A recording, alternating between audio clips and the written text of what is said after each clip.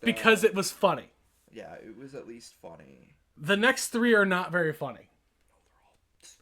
They're all just horrible. This one is affectionately known as the Yapapi Strap match. The Yapapi Indian Strap match. Hulk Hogan versus Ric Flair. Hulk Hogan was convinced that Jimmy Hart was saying, he was saying, he was losing consciousness. You gotta put him in a Yapapi Indian Strap match. That's what we're gonna do, brother. A Yapapi. What the fuck is a Yapapi Strap? What is Yapapi? Apple pie on crack. And there was a scene of him going, rah, rah, in a cage, like, Yapapi. Like Hulk Hogan was as hammy as possible leading up to this match. He must have been on something. Like, not even roids at this point. It's just acid, ecstasy. Maybe he borrowed some of Sandman's acid. Yeah, which I will find that match. We'll talk about that at some point. What is happening right now? He's imitating Hulk Hogan. Hulk Hogan literally did this. Hulk Hogan went to a cage in the background, and like he was like banging and shaking it, like I'm gonna get you, Rick. They had better matches before this too. Yes, they did. And he was shaking this cage. They had a better match after this, like 2 years later on Raw. Yeah, they had a better sequence of matches. Like, wasn't this a WCW one? Yes, in 2000. Yeah, Hulk Hogan in the year 2000. He's already old. Ric Flair in 2000, already old. Ric Flair's already like nearing 50 at this point. I think is 50 at this point. And Hulk Hogan was like in his late 40s. Yes. Like they're both past their prime athletically. Way past their prime. Hulk Hogan on the downturn for years by that point. Hogan had been on the downturn probably since like 96. Yeah. Athletically. Yeah. And this is kind of shocking because this was when he turned to the NWO. But he was past his prime before he went to the NWO. But at least he had Hall and Nash. Yeah, and he could and he was buried. And also the shock factor of the heel turn too. Yeah. So. And it revitalized his career. One of the most sold shirts ever. You know, the Austin. If there's Austin 316, it's also NWO. It's top 5 shirts all time. They still sell them to this day. Easily. WCW's been gone for 24 years officially. Because of and they still sell that shirt, and Hulk Hogan was part of it. But at this point, in 2000, nobody wanted to see Hulk Hogan anymore. No, especially since he turned back to being face again. Now the actual match, Dan.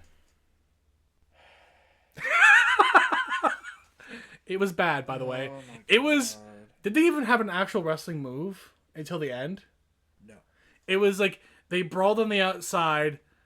Same sequence over and over again. Punch, punch, chop. Chokes, eye rakes. And then they flip around. Then Ric Flair does it. Punch, punch, chop, eye rake.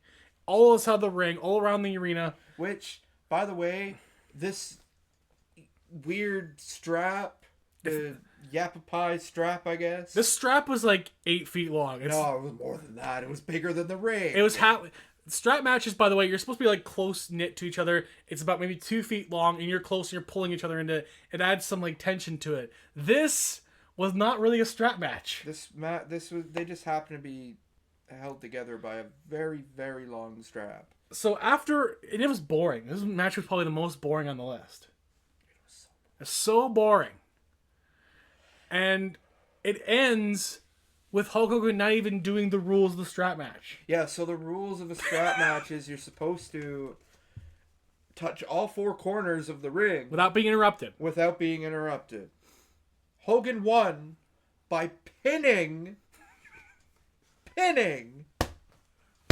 Ric Flair. After touching 3 of the ring posts first. He touched 3 of the ring posts. And said, fuck it. And then said, fuck this. He dropped the leg. Pinned him. And then, oh, no, we're not done. And then he hits the 4th corner. And then he double wins, brother.